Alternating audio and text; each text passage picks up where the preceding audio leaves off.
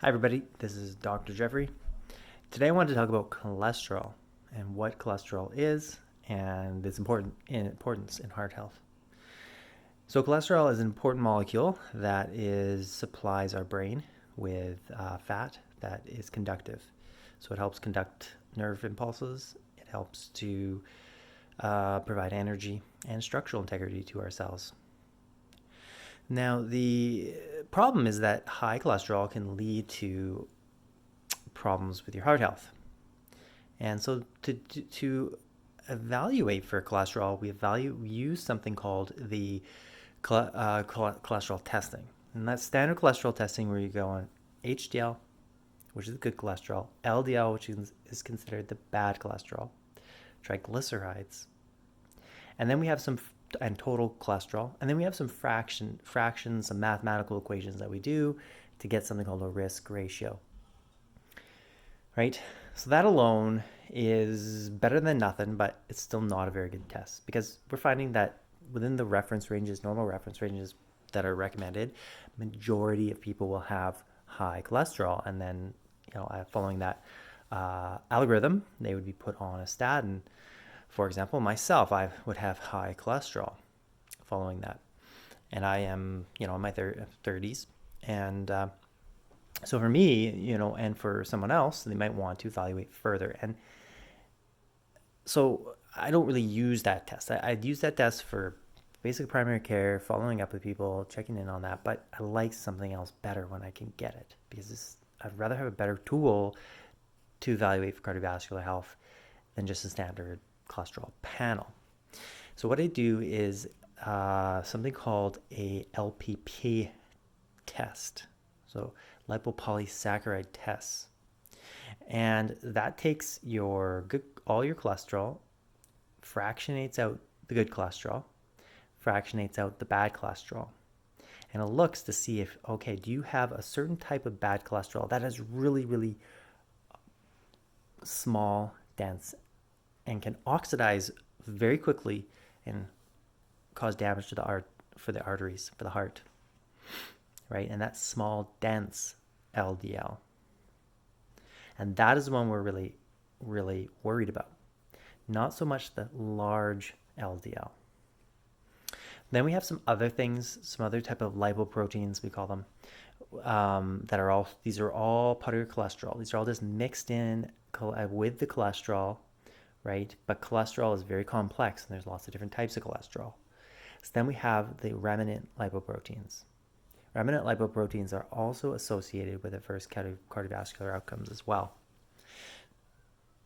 right? So we can evaluate for that by fractioning out the LDL cholesterol and breaking it down to small, dense, see if they're small, dense, see if they're large LDL, and see if there's a remnant lipoproteins. Then we can take it a step further. We can look at the HDL and determine, okay, do you have a certain type of HDL that is really good, really cardioprotective? And if not, how you may have normal HDL, but it may not be as protective as what you would expect. HDL is the good cholesterol, right? So that's what we use. That's what I use. Oh, and there's one more thing. There's one more one called lipoprotein little a. Lipoprotein little a is another type of cholesterol particle that is just really cardiovascular, associated with cardiovascular outcomes, right? It's strongly genetic, and it's one of those ones that is difficult to change, but we can get it down with nutritional advice and working on things. Now, that's only half the story. Cholesterol in your blood is only half the story. People who experience heart attack, stroke, heart disease later on in life, only 50% of them actually had low cholesterol, right? So what is going on? What is going on? So we've looked at this, and it seems that another factor in those other 50% that go on to develop heart disease, strokes, heart attacks, will have high levels of inflammation and what we call chronic or silent inflammation. We may not know it's there until we test for it, right? So we can test for it with something called CRP, high sensitivity CRP. It's made by the liver in response to some sort of a trigger of inflammation. Then we I want to look at something called homocysteine. Homocysteine is a marker of how well our methylation pathways in our body are working, right? So we can look at homocysteine. It's also high. When it's high, like above 10 into the 20s, we associate that with cardiovascular, poor heart health. And we also associate that with conditions like Alzheimer's disease.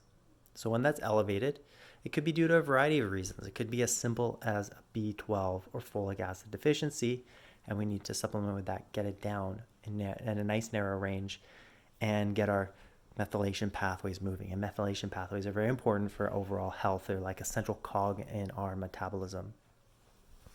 Then we can look at things like insulin. So we can move on and we can say, okay, well, the old version of heart health was the heart is separated, right, from metabolism.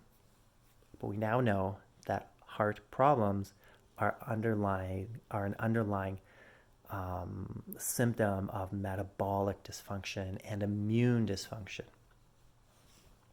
So we need to look at how well our metabolic functioning, because as we know, or many know, though metabolic dysfunction, metabolic syndrome leads, if it's not kept in check, leads to prediabetes, and then it leads to diabetes. And then the number one reason for concern of diabetes, long-term diabetes, is usually heart attack. So we need to be screening for diabetes, screening for metabolic syndrome, screening for these metabolic dysfunctions and correcting them. And we can see these early on. There's pre-diabetes that I call it. And pre-diabetes is just the very early marker of diabetes, which could be something as simple as an elevated insulin. So that's the cardiovascular test. We want to make sure that we look for we test with these advanced testing, get rid of the other one. It's better than nothing, but that's what we want. So I got to get back to my family. My kids are coming out when they want another show. So we'll talk to you soon.